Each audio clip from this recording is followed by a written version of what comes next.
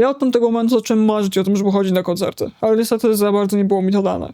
Pamiętam, że po tym Woodstocku raz miałem szansę pójść na Lux Torpeda, polski zespół, swoją drogą bardzo fajny, zarąbiste pogo tam się odbyło, bo to był koncert, który się odbył w ramach katolickich, religijnych eventów, więc tam byli księża i słuchajcie, ilu z was może się pochwalić, że tańczyło pogo z grupą księży w glanach? My możemy. To był bardzo dobry koncert, ale wróćmy do Woodstocka. Myśleliśmy, że to jest koniec naszej przygody. To było marzenie.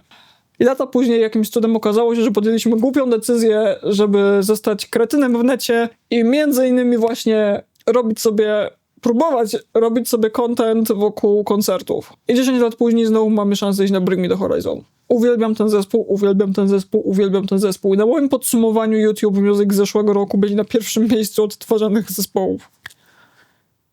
Jakby pomijając album Amo, ja ich tak uwielbiam. Amo to był jakiś glitch rzeczywistości, ja w ogóle wolę udawać, że to się nie wydarzyło. Możecie mnie za to spalić, ale tak poza tym i era Sempiternal, i era Count Your Blessings, i era Posthuman Next Gen, to jest takie źródło inspiracji do rysowania, jakby dosłownie, to jest ten z najczęściej słuchanych przeze mnie zespołów, kiedy słucham muzyki.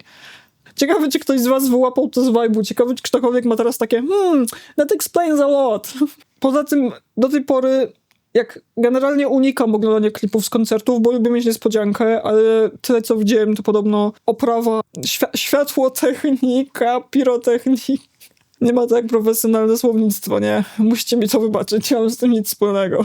Wyśniłem sobie cały wszechświat, w którym należy do zespołu i fun fact, tam też nie mam zielonego pojęcia, o czym do mnie ktokolwiek kiedykolwiek gada, kiedy chodzi o dekoracje. Podobno oprawa wizualna jest genialna, więc nie mogę się doczekać, bo to jest duży stadion, a chyba na dużym stadionie właśnie można sobie pozwolić na różne szalone rzeczy. Cieszę się, że ten koncert się w ogóle odbędzie, bo chyba cały internet obiegła wiadomość o tym, że kilka koncertów temu ktoś się zamachnął na Oliego Sykes.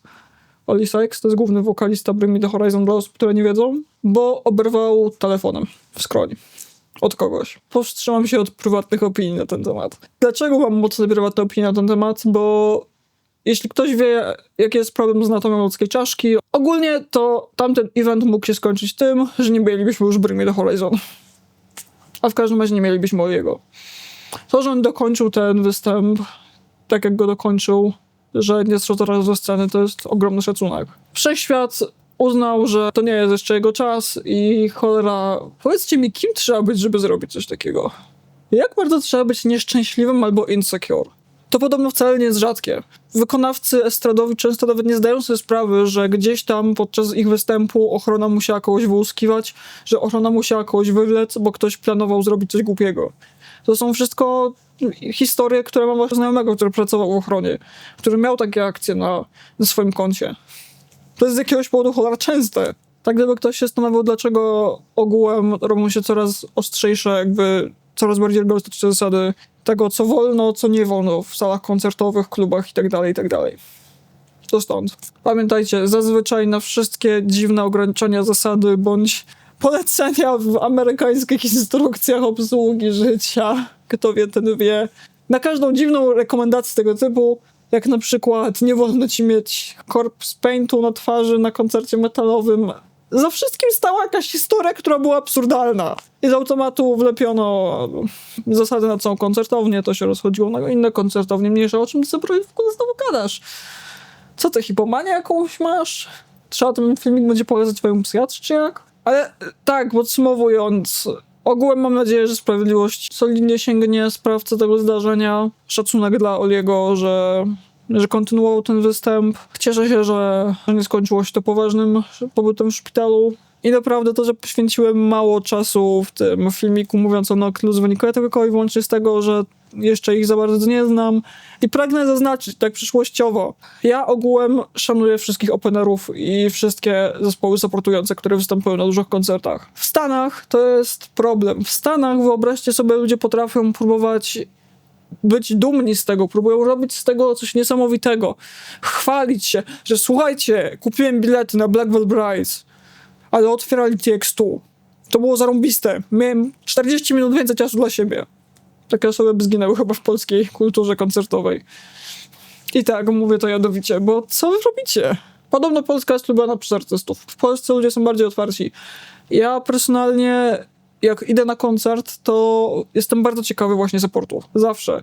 Jestem ciekawy, co sobą reprezentują.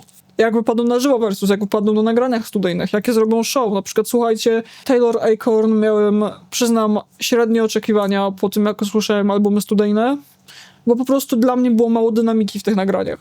Co zwyczajnie nie zmienia faktu, że poszedłem na ten koncert i ten koncert był świetny. I kto tam był, zapewne widział, a w każdym razie mam nadzieję, że miał okazję widzieć. Gitarzysta tak wajbował, tak mu odwalało oczywiście pozytywnie, że w pewnym momencie brakowało gdzieś może tyle, żeby kopnął Taylor i ją zrzucił ze sceny. To było urocze.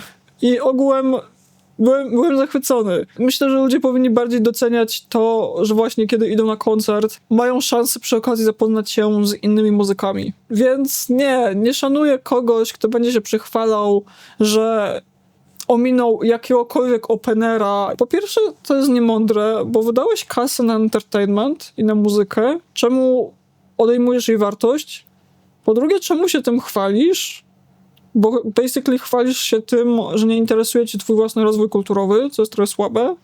Zwłaszcza, że to potrafią być osoby z subkultur muzycznych, słuchajcie. I by the way, mi nie chodzi teraz wyłącznie o case'y z TX-u, mi chodzi generalnie o case'y ludzi, którzy robią sobie za punkt honoru chwalić się, jacy oni są muzycznie konserwatywni. Marnujesz kasę, chwalisz się tym, że jest zbyt konserwatywny i po trzecie, co ty w ogóle robisz? Ty myślisz, że ktoś ci przyklaśnie? Najgorsze jest to, że czasami to robią.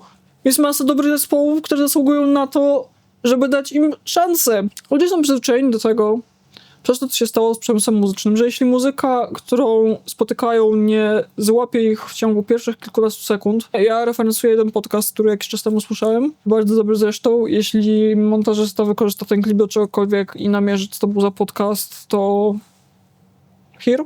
Ale jeśli jakaś piosenka nie złapie atencji w ciągu pierwszych parunastu sekund, to ludzie walają ją do kosza. I wiecie, ja też byłem w pewnym sensie ofiarą czegoś takiego. Ja też potrafiłem skreślić jakiś zespół tylko dlatego, że po przesłuchaniu go pierwszy raz nie przypominał dostatecznie bardzo innego zespołu, który słuchałem. Zauważyliście pewną rzecz, że są wytwórnie, które, jeśli jesteście zapoznani z ich paroma zespołami, bywa, że napotykając na kolejny zespół, który właśnie współpracuje z tą wytwórnią, macie takie wrażenie, że to jest znajome, to jest znajome, to jest znajome. Cholera, zainteresujcie się ogólnie wytwórniami, ogólnie jeszcze trochę bardziej i czasami będziecie mieć takie, czy to jest wytwórnia ta i ta?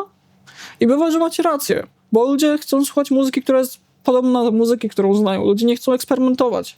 Ja sam natrafiłem na zespoły, które potrzebowałem przesłuchać pierwszy, drugi, piąty, 10 raz. Piosenki, które potrzebowałem słuchać pierwszy, drugi, 10 raz, zanim, nie wiem, nauczyłem się słyszeć. Muzyki trzeba uczyć się słyszeć. To jest trochę jak z metalami. To jest trochę jak z ciężką muzyką. Jeśli ktoś nie jest przyzwyczajony do niej, nie miał ekspozycji na nią, bo na przykład na co dzień słucha country, ktoś taki, kiedy zaprezentowany zostanie mu black metal, dla niego to będzie brzmiało jak hałas. Po prostu hałas. Wasz mózg musi nauczyć się rozpoznawać pojedyncze dźwięki, rozróżniać je między sobą, interpretować je w kontekście siebie nawzajem. To wymaga czasami czasu, to wymaga chęci. To wymaga świadomości tego, że istnieje ten mechanizm i to wymaga chęci, żeby próbować go przełamać. Ja też kiedyś nie słuchałem ciężkiej muzyki. Dajmy na ten przykład, jakiś czas temu odkryłem zespół No Offense. Zespół. To jest projekt solowy, z tego co się orientuję. Tak, to nie jest żadna płatna współpraca. To jest shoutout dla artysty. Bo mogę, bo kto mi zabroni. Tutaj chwalimy niszowych muzyków. Noah jest muzykiem z Wielkiej Brytanii, dosyć niszowym muzykiem. Mój pierwszy kontakt z jego muzyką był taki, że byłem jak, co to jest? I przełączyłem dalej. Mój drugi, trzeci, czwarty kontakt był taki sam. Za którymś razem stwierdziłem, że a cholera, w sumie dam temu szansę. Jest aktualnie jednym z moich ulubionych zespołów. Z czego wynikał ten problem w ogóle? Tak naprawdę z tego, że jego wokal był trochę inny niż to, do czego byłem przyzwyczajony. Była to muzyka trochę bardziej elektroniczna niż to, czego w tym czasie słuchałem bardziej. Musiałem nauczyć się to słyszeć. Dla mnie to na początku była prawie że niedynamiczna i mój problem z docenieniem Noah był po prostu taki, że nie byłem przyzwyczajony do wokali brzmiących w ten sposób jak u niego. To jest dosyć charakterystyczne w każdym razie w porównaniu z muzyką, której słuchałem do tej pory. Obróbka audio była po prostu inna niż muzyka, której w większości słuchałem. I mój mózg musiał nauczyć się tego słuchać. Zwyczajnie. Ludzie nazywają cię pozerem, cinema-pozerem, jeśli nie bierzesz udziału w kulturowym jakby życiu muzycznym. Jeśli nie wspierasz lokalnych, dobre pytanie, dlaczego tylko lokalnych scen muzycznych, środowisk i tak dalej. Więc może jestem pozerem, może nie jestem, oceniajcie sami. W każdym razie shoutout dla Noah Fins. I słuchajcie, może ja bym zrobił taką miniserię z wynajdywania muzyków, którzy są trochę mniej znani i właśnie zwracania na nich uwagę, pokazywania wam fragmentów. To będzie wymagało trochę pracy, ale może to nie byłby głupi pomysł. Niczego wam nie obiecuję.